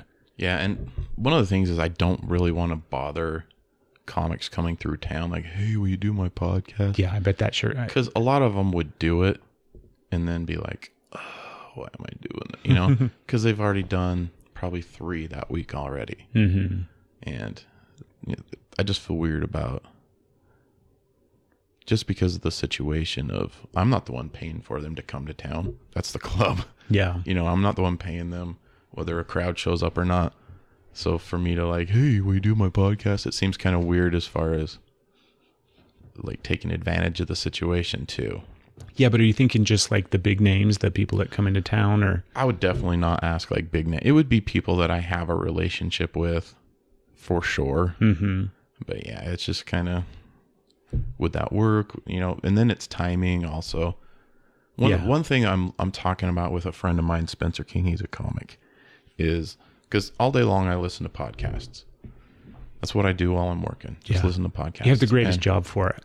Yeah. I used to be a mailman. Yeah. Yeah, way back in the day. Really? It was one of the like 28 jobs that I had. And it's the perfect job for listening to podcasts. Yeah, just listen to it while I'm working. And one idea I've got is he like would bring up news stories for the day or something. I would just total go news blackout. And he would tell me something and we'd riff on it a little bit and try and have fun with it. And then I'd have to figure out what was true and what was not. So he would present fake shit as well? Yeah. That's some real, some fake. It could be entertainment stuff. It could be political stuff, whatever. Uh-huh. And then just, I'd have to figure out what was fake and what was not at the end of the episode. That's a good idea. So we might go with that. He likes that too. You know what I would do? This would be my piece of advice is for whatever it's worth, right? I would create something where you could do whatever you wanted in that space. So it didn't have to be, because you see that sometimes where people will have a podcast for this and they'll have a podcast for that. And then they'll have this other podcast that we only talk about comic books. And then we have the podcast that we talk about this on. Like that shit would drive me nuts. Right. Do you know what I mean? Create something that you can do any number of things in that space and it's okay. Where it doesn't have to be, the podcast where you guys just do that. Like you could do that, every third episode or when those episodes come up, you do that, or it doesn't have to be every episode that time and time and time again, because you'll get 15 episodes into that, 20 episodes into that, and you guys will be like grasping at straws, trying to make it fresh and or new. get bored with it. Yeah. Right. And then you've invested all this time and energy in putting this thing out there, and you're like, shit. Then you have the guilt of like, I failed. We need to do it. No, we don't. It's just a nightmare. Right. I've seen that happen all the time where people will go through the process of getting a podcast out there and then they burn out because they've lost sight of, like, I think they don't feel like they can do something else than it's whatever. Not sustainable. Yeah. And so just whatever it is, make it so that you have the flexibility in that space to do whatever the hell you want to do. Right. I mean, like you could do Weird Al Yankovic. You could do song parody stuff in the intro and the beginning of the podcast. That's true. So it doesn't have to be a whole episode based on it, or it doesn't have to be like the moment in the podcast where we pause for the funny song parody that I did. It could just be your intro music for that episode or whatever the case may be. And I definitely wouldn't want to do like a sketch or a song parody just to do one, just to put one, you know what I mean? Yeah. Because there's nothing worse than a bad song parody. There's nothing worse than a bad podcast too. That's true. Like I'm sure you've listened. Sometimes I'll like check out a new one. Right. And I can't even make it through like 10 minutes of the episode. I'm like, sorry, I'm done. Yeah. But, there's even somewhere, I'm a fan of the podcast, but the guest on, I was like, whoa, okay. Yeah. I can't do this. Yeah. You got to do it though. Like you got to stop, like approach it the way that you would stand up. Right. Like you just have to get up and do it. But I also think the way I jumped into stand up and as much time as I put into stand up, I would push myself to do that with a podcast too. So that's another thing holding me back. Like this is going to take a lot of my time because I'm going to want it to be good. I'm not going to want to just put out a lousy thing. Yeah. And I would just push myself. This is another good advice piece of it. I wish somebody would have given me this advice when I started. One of the things that you could do is devote all that time and energy to it and get like 10 episodes done. Yeah. And then release and then start pushing those episodes out. So then you have like, you can even do more, right? If you're going to release once a week or whatever the case may be, so that you have a base of episodes already built up, because it gives you this breathing room to where, oh shit, I didn't find a guest this week, or we got caught up in regular everyday life and we weren't able to record, but we have 10 episodes already in the bank that we're okay. Because that's where a lot of people screw up. That's where I screwed up, where I didn't have anything recorded. I went and recorded my first episode, released it the next day. And just went bam, bam, bam, bam. I like when I first started the first month, it was like 4 or 5 episodes a week. I was just pushing out as much content as I could. And it was a nightmare. Like I drove myself insane. My wife too. Like it sucked. But if I had to do it over again, that's what I would do, is get a bank of episodes done. So then I could go through the process of releasing them once a week, have a little bit of breathing room. And in the meantime, still record and get new episodes and all that kind of stuff. So then I never had a lapse and could account for those time periods where, for whatever reason, it just didn't happen. Because it's going to happen, right? Right. Yeah. And yeah, it's just putting yourself out there. And it's not about being famous. Like I said earlier, most people don't know who most stand-ups are. Like People will ask me, who have you opened for? And I'll give them names. And they're like, I've never heard of them. I'm like, well, that's too bad because they're some of the best stand-ups out there. Yeah. And then I'll say, okay, like example, I'll say Nate Bargatze. Never heard of him. Gary Goldman. Never heard of him. Todd Barry. Never heard of him. Those are all amazing stand-ups. And then I'll go, and this isn't a knock on this person. Tom Green. And they're like, oh, yeah, I know Tom Green. Nothing wrong with Tom Green. If he's coming soon, go see him. He's funny. But you know Tom Green outside of stand-up is my point. Yeah. You don't know him because of his stand-up. You know him because of his MTV show or because of his movies. So it's just one of those. Don't you think that's changing, though? Like, think about Netflix, for example. Netflix has changed almost everything that we do in the world today. And I think it's changed or is in the process of changing comedy. I don't know, because I'm just as guilty, because there's almost a new Netflix special every day, it seems like. And I don't know who most of them are. And I can't watch everything. I don't like to watch a lot of stand-up, because I feel like when stand-ups watch each other, you pick up little things. And you're drawn too much from it. Yeah, and it's not like a stealing material thing like that. It's kind of, you pick up a cadence or a habit that they do, whether it's a hand gesture or something like that, and then all of a sudden you're doing that, and then you notice it, and you're like, why am I doing that? So I don't like watching it a lot, but most of the people on there I haven't even heard of. And I know a lot of stand-ups. There's a I've worked with lot on people. Netflix. Yeah, there's a lot that I don't even know. And they'll be holding a microphone. I'm like, is that stand-up? I don't even know. I have to look at it and see what it is. That's the way it goes, though. I mean, it's good and bad, right? Because it's definitely bringing more awareness, and people get the opportunity to see more comics. But then, like you said, at the same time, I mean, Netflix is great for some things, but I think 90% of the time I sit on there and just scroll and try to find something to watch, and undoubtedly fall asleep because I can't, right? There's just too much shit on there. And when there's so many specials out there, it dilutes it, honestly. If you're only getting the best of the best, like back when HBO was giving out specials, that was where you saw a stand-up special.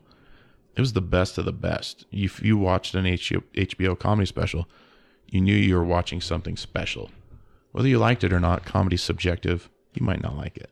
That's fine. But that person was probably putting out 10 years worth of work, and it was condensed down to the most tight, awesome thing they could possibly do.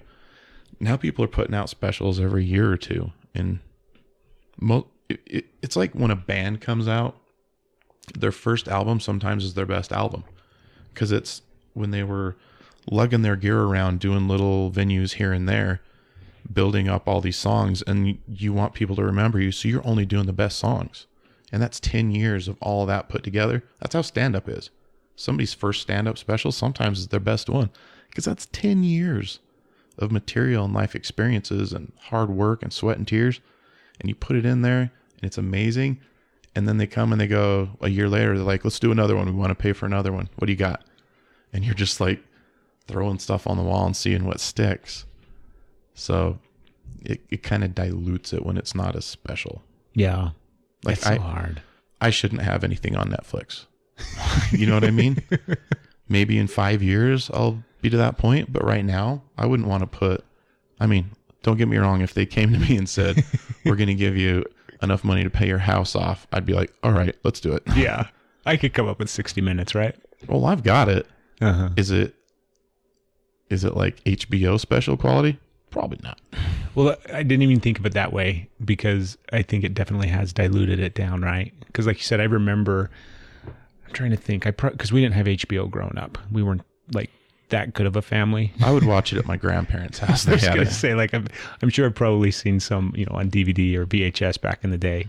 Right. But it was the good stuff. Like you said, there was almost a reverie behind it, because it was the really, really, really, really, really condensed version of all their best material.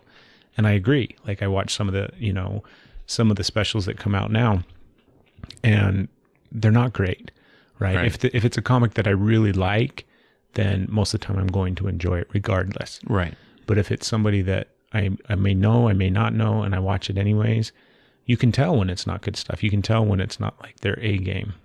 Right. And sometimes it's just, honestly, they're trying to fill we need a woman this month, or we need somebody from this ethnicity this month.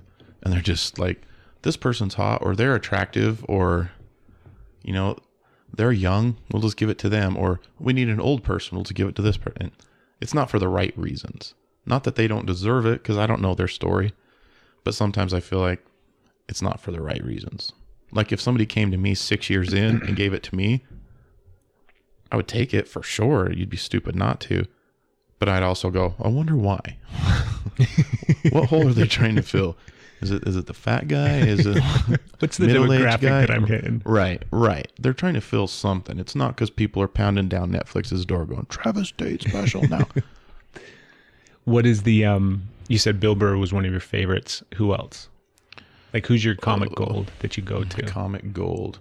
I mean, my taste is so weird for stand-up. There's Bill Burr, Dave Chappelle, and then I like Jim Gaffigan. I like Brian Regan. I like Kathleen Madigan is super funny. I've never seen her live. She came to Wiseguys before I was doing stand-up. It bums me out. She hasn't been back. But she's kind of a big deal. She does like theaters and stuff. Nate Bargatze. I don't know if there's a thing on Netflix called The Comedians. Or no, it's called The Stand-Ups. Mm-hmm. And it's like 5 half-hour specials. His is the first one. It's amazing. He's top of the line. Gary Goldman, who I've opened for, is super funny. Then there's people like Ryan Hamilton. He's from Idaho. He started in Salt Lake, moved to New York, and he's got a Netflix special.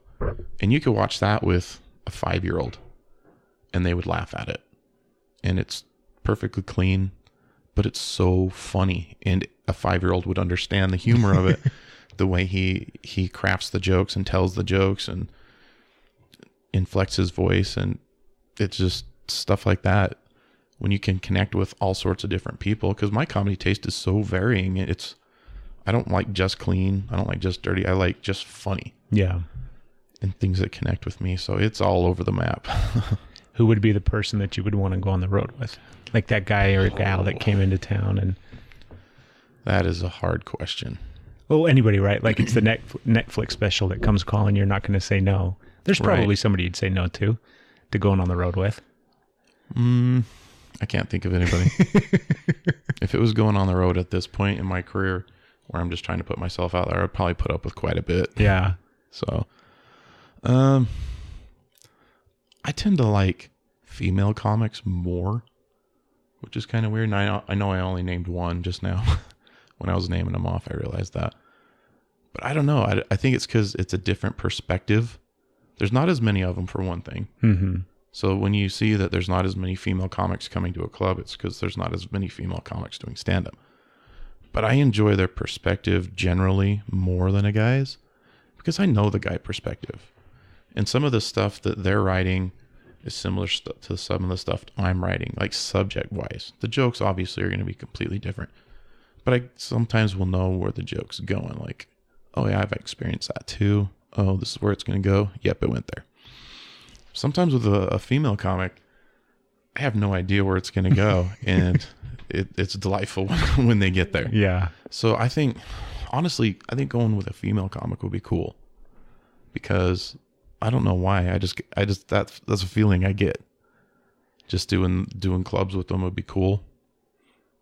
I guess I can stand next to them and scare people. I don't know. I'd imagine that's a thing they're into now. Yeah. Having somebody that will scare them off and also not try to sleep with them. Is there anybody that you know of that like goes on the road, like self-funded, like is able to, do you know what I mean? Travel and do it. 'Cause I'm sitting here thinking about it. Like you have to have somebody take you on the road, or you have to kind of get big enough that clubs are going to, reach out to you and they're going to pay for you to come, right? And all those kind of different things. Is there anybody that just does it? Like a traveling comic? Doug Stanhope does. Have you ever heard of Doug Stanhope? Yeah. He does stuff like that. He'll just rent out like a bar or a small theater or something like that, and then just collect all the money because he rents it out. It's his for the night. Whatever he makes. So he does stuff like that. It's pretty rare. Usually if somebody's doing a theater or something like that, they've got a big like Live Nation or something like that is behind it. And then as far as clubs go, I just opened for a guy this week where he like contacts businesses and gives them tickets and says, hey, come out at $7. And he draws a huge crowd.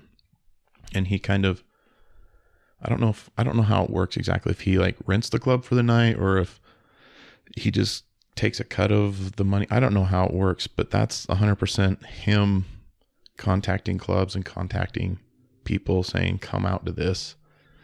And he just does like off nights, but that's a pretty rare thing too, because you could travel out and not have anybody show up and you could lose a lot of money. Yeah. I mean, he makes it work, but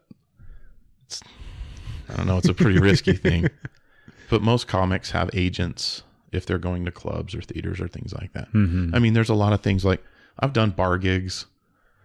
Like there's something called a Tribble run, and there's a Yoder run and things like that. And it's these promoters, and they're mysterious. And I've only talked to Tribble like a couple times. Is that their name? Yeah. His name is Dave Tribble. And he books these weird bars in weird parts of the country. Like there's one it was in Idaho Falls. I don't even think they're doing it anymore. But it was one of the worst gigs in the country. I mean, they're terrible gigs. And what makes them so bad? Nobody's there. And the people that are there, it's almost like you're interrupting their night. Like they went to that bar not knowing that there was going to be a stand-up there. And now they have to be quiet and behave, and they don't want to. It's almost like you knocked on their door and walked in their house and started doing stand-up while they're trying to eat dinner. Yeah. It's interrupting with comedy is what those gigs are like. And it's a long drive, and you get paid if you feature, which is like kind of opening. You might get $100. If you headline, you probably get $2. And they're rough. Yeah. And some people say it makes you stronger. I've done them. I don't know. I just spent the whole time like reevaluating my whole life decisions. Like, what am I doing What here? led me to this point? Why am I driving to Montana, to do this? Or now I'm driving home, or it's snowing, and it's like, ugh, why did I do this? I don't want to do this anymore. So I don't do a lot of those just because for me anyway, I don't think there's the end justify the means. Mm-hmm. There's not I don't think it makes you stronger to struggle. Is there that thing where you have to struggle? Like I'm trying to think of other things in life or in society where like you're not respected. You know what I mean? You're not given the same credit to people that have invested the time and the struggle and have like grinded it out. I don't think grinded is a word. Grounded out, but have gone through that experience of all those shitty things. Is that still kind of a big thing in stand up? Yeah, for sure. When I say it doesn't make you stronger to struggle, what I mean is if I'm going on a gig like that, I might as well just stand in front of a mirror and tell the jokes to myself sometimes. So struggling is one thing, but when it's like there is no positives coming out of this situation at all, then I think that doesn't do any good. Yeah. But if you go, like, I MC quite a bit. MCing is actually the hardest job in stand-up because you're going in front of a crowd that was just talking. They just came in off the street. They're not in stand-up mode, and you've got to turn them from regular people to an audience. Sometimes you have 5 minutes, sometimes you have 20 minutes. So it's always different. And you're going, and it's a cold crowd, and you've got to turn that up to where they're ready for the headliner to come up. And I've learned more from MCing probably than doing any of those crappy bar gigs. And a lot of times when I'm MCing, it's for a famous person. Yeah. And they're like, who's this guy? This isn't who I came to see. This isn't what I paid $40 for. Not this guy that's walking up to the stage right now. It's our mailman. Right. Well, a lot of times you're like, I don't want to even listen to this guy. Uh-huh. And getting them to listen and pay attention and then start to laugh. And then like by the end, it's this weird thing. It's like if you went on a double date and you were the one getting the crowd or getting the two girls like laughing and enjoying and having a fun night. And then you tapped your friend on the shoulder and said, "This is my buddy. You're going to have a threesome with him. Have a great night. Tip your waitress." And then you walk out. You do all the legwork up front. Right. Yeah. Then bring in the closer. Right.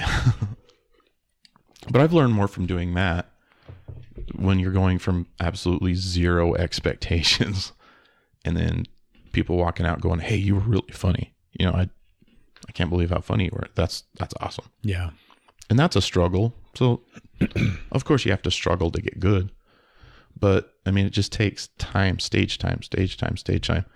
And if it's not productive stage time, if you're not like actually interacting with the crowd, if they've got their backs to you or just yelling, "Shut up," or "Get, you know, go, we want to dance."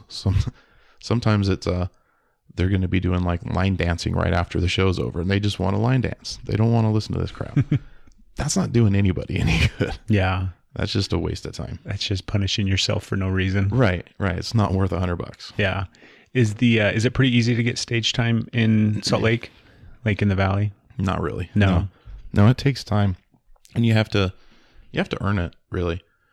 Because the Keith, who owns Wiseguy, he's pretty particular about who he wants to put on stage. He doesn't want to put somebody that's going to ruin the crowd on stage. Mm-hmm.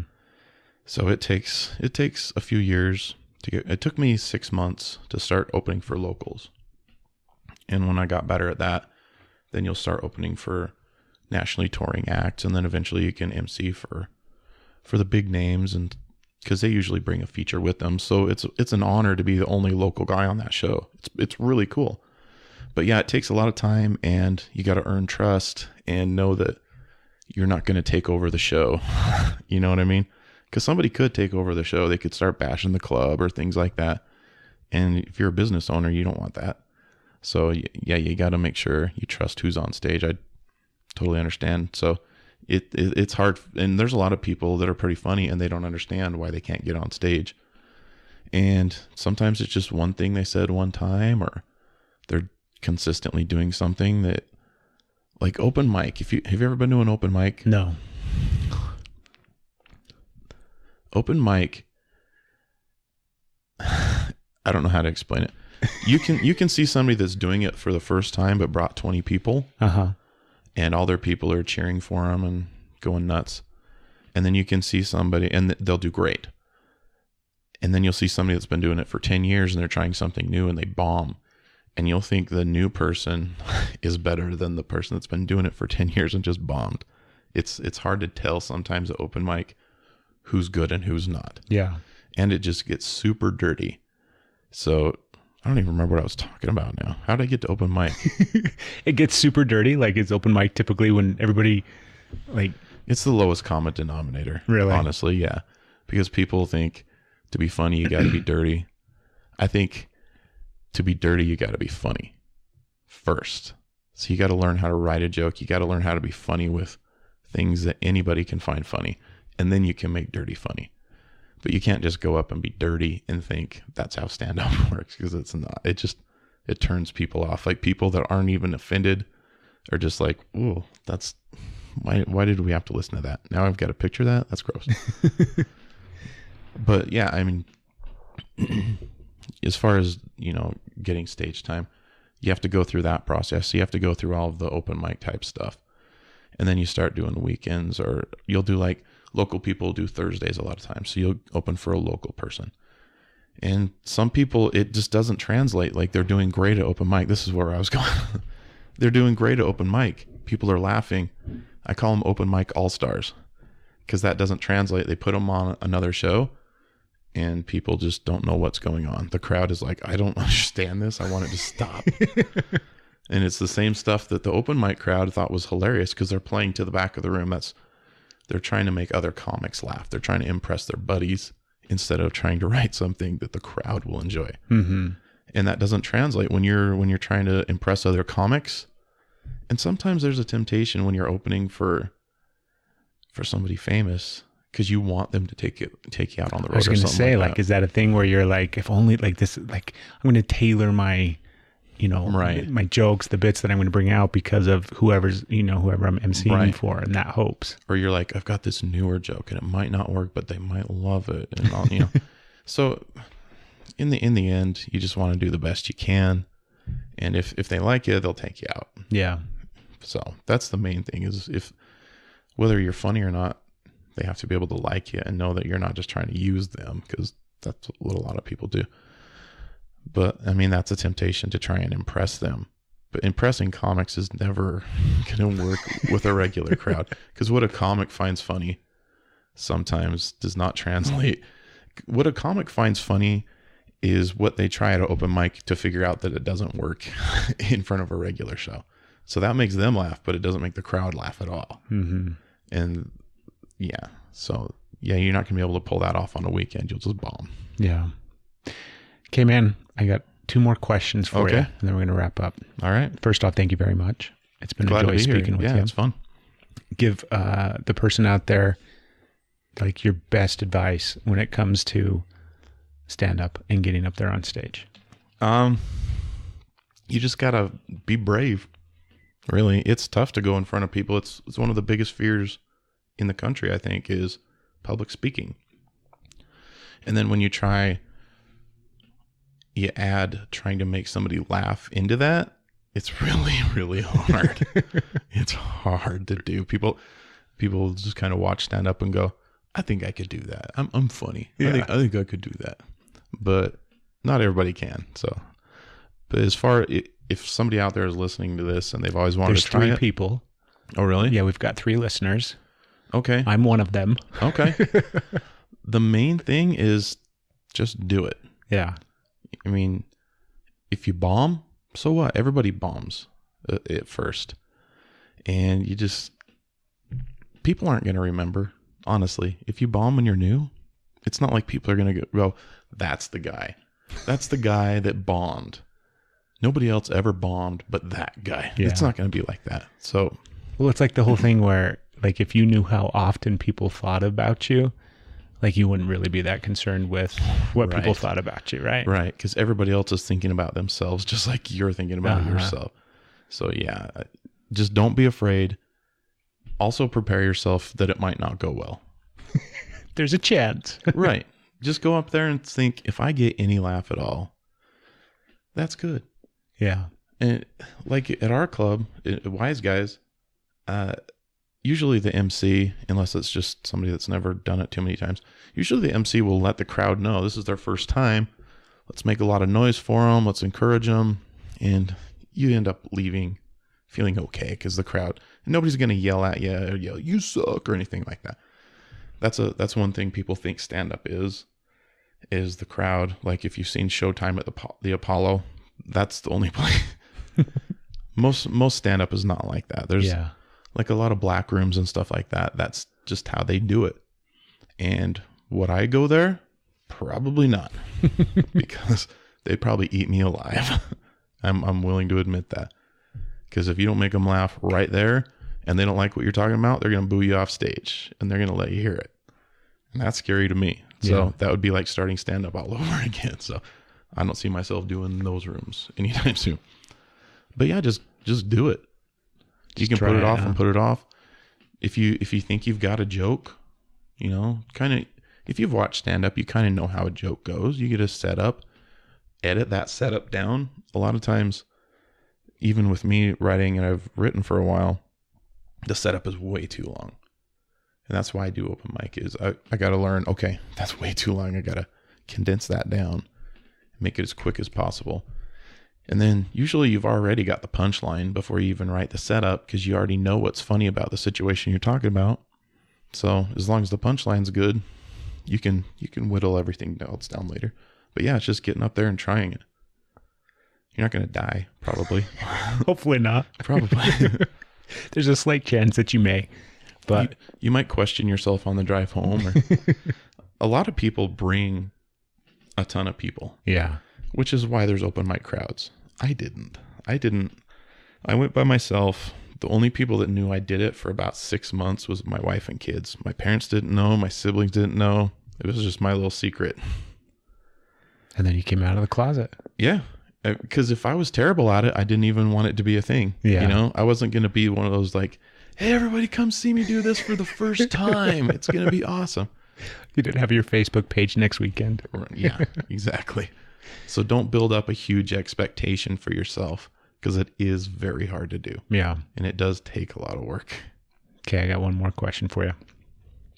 It's completely off the wall. What did you think of the new trailer for Solo? I think it's cool. Doesn't it look good? At first, when they announced that kid, I was like, he doesn't look like Harrison Ford at all. But they made him actually look a little bit like Harrison Ford, and he's got the same hair. You got Chewie, you got Lando. I think Ron Howard he's done some good things, you know? He's done more than some good things. Yeah. I think he's got a couple Academy Awards. Yeah, I mean, he did Willow.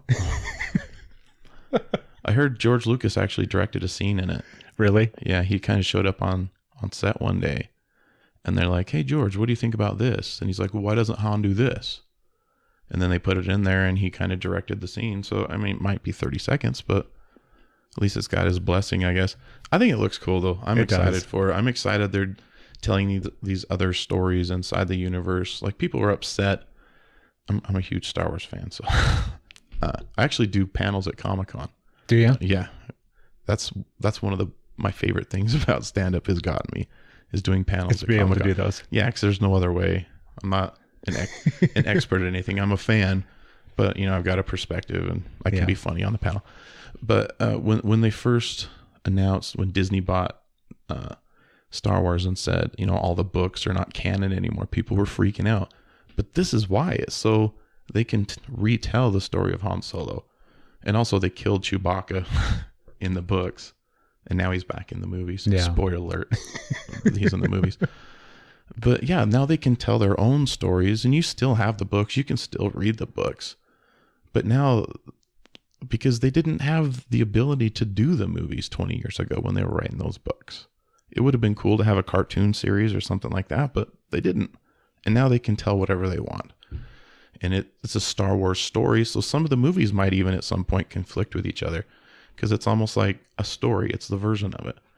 But all I know is Rogue One was amazing. Rogue One was a killer movie. Yeah. And if they can recreate that with Han Solo and then start bringing in, I mean, they talk about a Yoda movie. I think an Obi-Wan movie would be cool. The Obi-Wan is the one that I want to see. Like, have you seen the interviews? Because I've seen a couple of interviews with Ewan, and he talks about, he's like, yeah, like, you know, that would be wonderful. It would be great. I would totally be down for that. Yeah, I don't know why he's not growing the beard right now. You know? That's the one I want to see. Yeah, I was for sure. always a fan. And then, like, I just love Ewan McGregor. And I think that would be really, really, but they're not doing anything bad right now.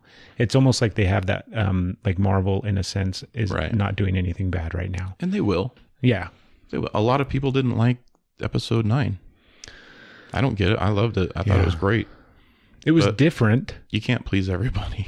I think that was the most, because if you look at that one and then compared to not just Rogue One, but, what was the first one? Force Awakens. Yes. Like this last one was much more, you could tell that it was like Disney, because they had like stuff that was specifically for the kids sitting in the audience more, and like not just in general, but like almost like to an excess, right? Like the Porgs? Is that the little pigeon penguin thing? Do you want to know the story about why they're in there? Yeah. Because where they filmed it, there was actually puffins all over that island. And they couldn't clear out the puffins. You just couldn't do it because they're flying around all over. So instead of having an earthbound puffin in the movie, they changed it to a porg. So instead of clearing out all their habitat and messing with an indigenous species, they just used it to their advantage and turned them into porgs. And that's why they're in there. Yeah. And made millions of dollars. I loved the Ewoks when I was a kid. That's what I thought of when I saw it. Yeah. Little kids love them. If you've got a problem with something because a kid likes it, get over yourself. It's Star Wars. At the end of the day, it's for kids, right? Yeah, it's for kids. You're an adult that still loves it. That's okay. Mm-hmm. I am too. But it's for kids. Yeah. Just calm down. Take a deep breath. Right. It's supposed to be fun. Yeah. I think it looks good. I'm excited. I think that right now, I feel like obviously I grew up watching movies. I'm a ginormous, just insane movie buff, right? Mm-hmm. And I feel like right now is like the sweetest time to be alive because they're putting out such good stuff. Oh, Not yeah. just Star Wars, but everything, right? Like, yes, there are bad movies still, but Right. the movies today, they're just so much better. Even the ones that we go back and watch, even the ones that are, do you know what I mean? You have such a sweet spot in your heart for. Some Right. of them hold up. Some of them you can go back and rewatch, but not a lot of them. Like, a lot of them sucked. Yeah. Even though for we sure. forgot about it. But nowadays it's like everything out is so good and it's such a good time to be alive. It's everything we wanted in our childhood. We always wanted more Star Wars movies, but they didn't do them. We wanted the Marvel characters in movies. We wanted to see Batman and Superman in the same movie. And now we've got it, and then we complain about it. It's not what I wanted. It's not exactly how I wanted the story to go. Yeah. Okay. Well, thank you, man. Well, Travis, thanks for it's having been a me. pleasure. I appreciate it. Easiest way for people to find you? You can find me on Facebook, Travis Tate. I've also got a comedian page. I didn't start it a week after. It was about a year after. You waited till 2 weeks. Yeah. It's Travis Tate Funny. Travis Tate Funny on Instagram and Twitter as well. I think I do Snapchat. I don't know how it works, to be honest with you. Snapchat. Yeah. I Somebody's can't like, do Snapchat. you got to have it. You got to have it. I'm like, all right, I've got it. I don't know how to use it. It snaps for me. I don't know what it does. Yeah. And then we have a lot of listeners, obviously, locally. And so, Wiseguys, are you typically downtown or do you do all three of them? Or? I do all three of them pretty regularly. I've headlined, in December, I headlined the Ogden one. I've done the downtown one on like Thursday nights a couple times. So if you just check the Wiseguys website, I'm doing that every once in a while. I'm at one of them. If you follow me on Facebook, I usually post where I'm going to be. And I'm usually at one of them at least 3 times during the month. So Sweet. yeah, I get a pretty good rotation. So Oh, and then the Vid Angel. Keep an eye out for the Vid Angel. yeah, keep an eye out for the Vid Angel. If you follow them on Facebook, they're always posting little clips from other people, and if you just watch them for free, it's just little YouTube videos from it, and that doesn't cost you anything. You can kind of see what you like and what you don't. But mine will be popping up there eventually.